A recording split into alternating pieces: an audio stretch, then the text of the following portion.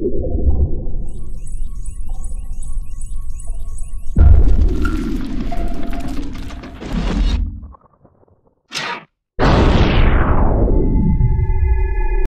this video, we're going to be talking about ray diagrams of concave mirrors.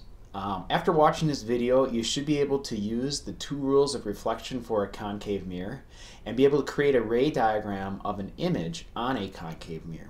And again, we're going to practice this a lot in class, but this is just the basics, the foundations of what you should have in your notebook so that when you get problems dealing with ray diagrams, you'll have the information needed to do that. Okay, so let's get right to it. First, just a refresher, all light follows the rules or the law of reflection. Okay? There's no way around it. All light must follow that law. Okay, so two rules, and this is huge, so I really recommend writing these guys down. Okay?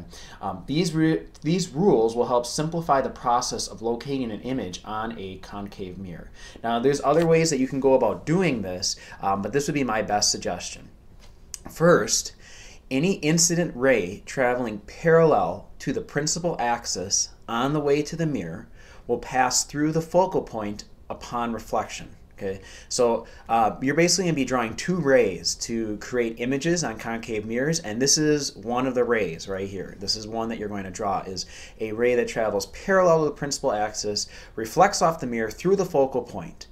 The second ray, which is right here, is going to be an incident ray that passes through the focal point on the way to the mirror and then will travel parallel to the principal axis upon reflection. And again, I think a picture is worth 1,000 words. So I'm going to show you an example in the very next slide. But these two things I highly recommend writing down, and this is how I would draw most of my ray diagrams when dealing with concave mirrors. Okay, so let's do an example problem using the rules that we just talked about. So this is my concave mirror, okay, right here, and then I'm going to draw my principal axis, okay, and this will be my focal point right here, and this will be my object, this arrow that I'm drawing right here. Okay, so one of the rules was, and let me change colors here for when I'm drawing rays so that we're using different stuff. So I'll go with yellow. The first rule was to basically draw a line that is parallel to this principal axis, which is right there. That is the principal axis. Okay. I'm going to draw a line that's parallel from the sky, from this arrow, parallel to the principal axis, have it hit the mirror, reflect off, and go through the focal point. Okay. And now, again, I don't have a tool that's able to make this go real straight, so I apologize for any mistakes that I make, but let's see if I can do this as best I can. It's going to hit the mirror. Okay, so this is the incident ray, the one I just drew. And then it's going to reflect off going through the focal point. Oh my gosh, that actually was not too bad. I'm pretty impressed. Okay, so that was rule one, was basically draw a ray that goes parallel to the principal axis and then through the focal point. Okay.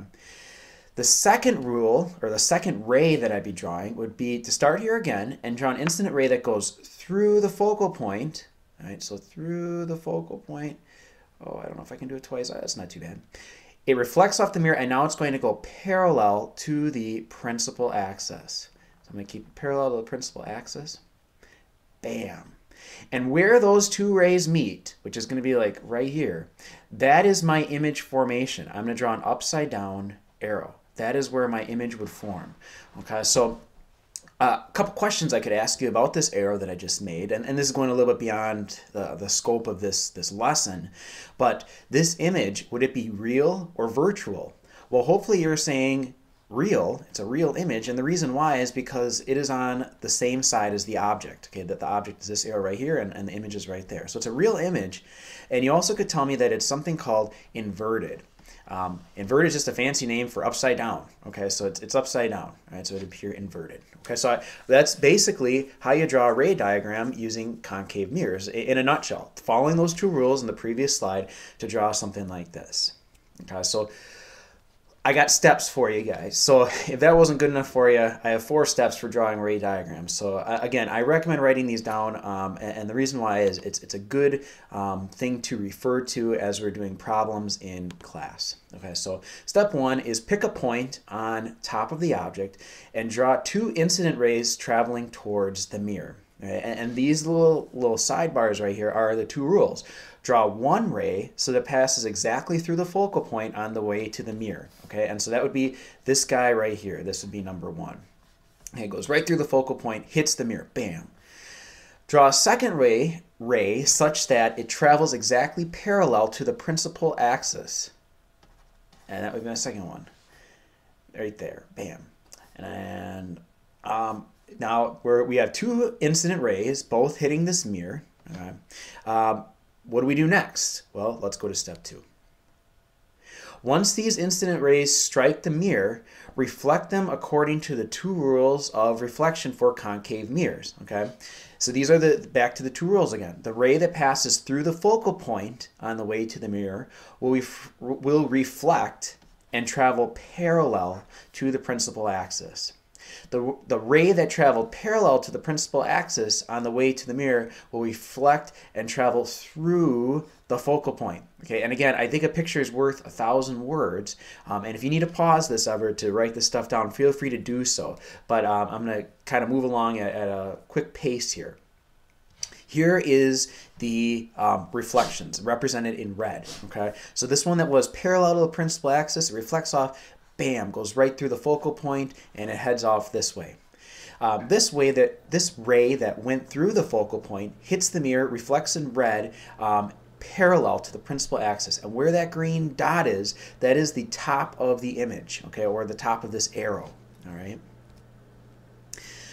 You can repeat the process for the bottom of the object, but for the most part, when you're dealing with an arrow, there's really no reason that you need to do that, that you can actually just draw the arrow in and call it a good day, okay? Like I said, we're not going to be drawing, you know, Mickey Mouse or like the Green Bay Packer logo or stuff like that for these ray diagrams. It's typically going to be an arrow, and you can just fill in the rest once you've done these 2 rays.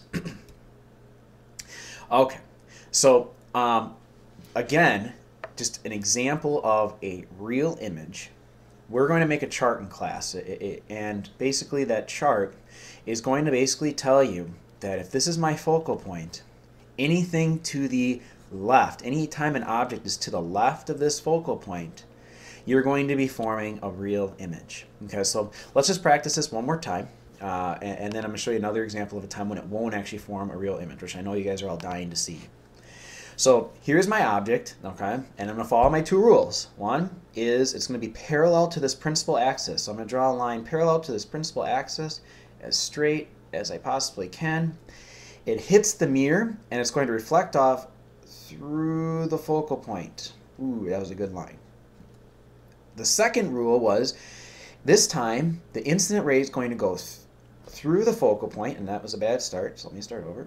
Through the focal point, hit the mirror, and reflect off parallel to the principal axis. And basically where those 2 lines meet, that is going to be your image location, and you can fill that in with an arrow. And again, 2 things I highly recommend having for these problems is 1, a pencil, because you'll need to erase a lot, and 2 is a ruler or a straight edge, because you can clearly see my lines are not straight, and if they're not straight, you're just kind of ballparking where that image is formed. So I recommend making the purchase of having a pencil and a ruler for these problems. Okay, but basically a real image for concave mirrors will be formed anytime you have an object to the left of the focal point. Anything further out than the focal point will form a real image.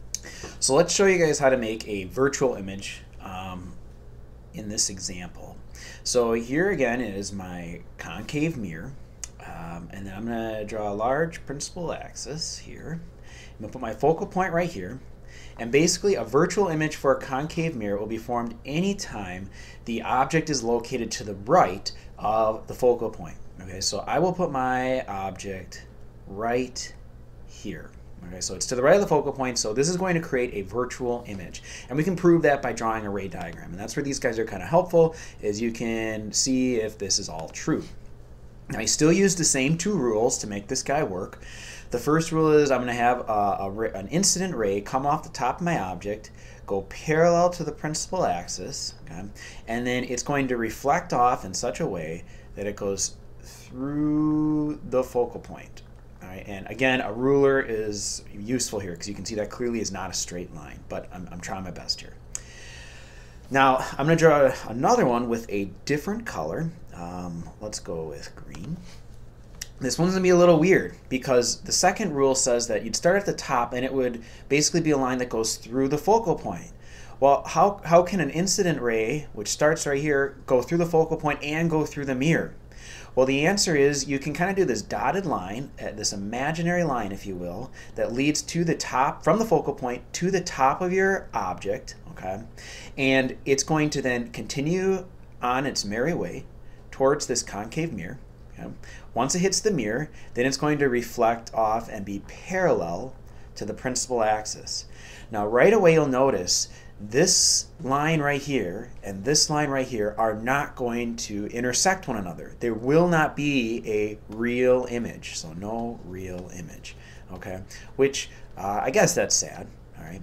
And the reason why is because these two rays, these reflected rays, will not meet, but they will meet back behind here. And again, if this was a straighter line, you could kind of see this better, but this ray right here has this little bit of a bend upwards, and so I can do, and typically these are dotted lines, I can extend that dotted line forever, and then this one back here where it reflected off, we can extend it backwards. And this point right here where those two lines meet, that is actually where your image would be formed. And so this would be a what's called virtual image, okay? And again, this is going a little bit beyond the scope of this lesson, but it would be what's called upright, okay? So that's the opposite of inverted. It's an upright image, okay? And basically, you can kind of imagine in your head this principal axis can be extended into here, and that's basically where the image would be located. And this would be called a virtual image, okay? And the reason why is because this object is to the right of the focal point. One more example for you guys. What happens if the object is directly on the focal point? If it's directly on the focal point, what happens? Okay, so I'm going to put my F right here, okay? And I'm going to change colors with my arrow so that it's not all the same. Let's make this red. So if my object is at the focal point, so here's my arrow right on the focal point, okay? And I'm going to start drawing some incident rays here. Let's do magenta. So the incident ray, one would be that it goes parallel to the principal axis, reflects off, and goes through the focal point, like so. Okay, and then doing one from the focal point, a ray through the focal point, how can you have it go through the top, right? I mean, it's like near impossible.